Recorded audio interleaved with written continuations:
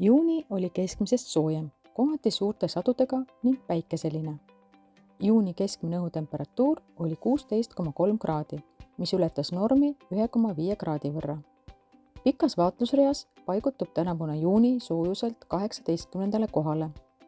Kuu madalaim õhutemperatuur mõõdeti 2. juunil Kuusikul, kus termomeetri näit langes 3,8 kraadini.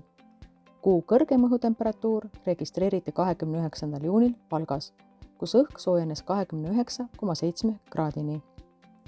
Sademeid tuli Eestis keskmiselt 77 mm, mis on veidi üle pikaajalise keskmise.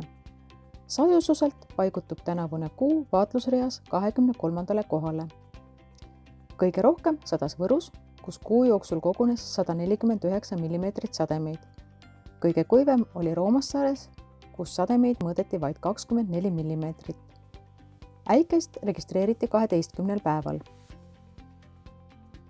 Juunis iseloomustasid jõgede veerežiimi alanenud veetasemed jääravool, mis püsisid suurema osa kuust allpool pikaajalist keskmist.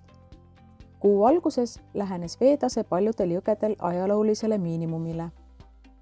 Päikesepaistet kogunes Eesti keskmisena 271 tundi, mis jäi napilt alla normi.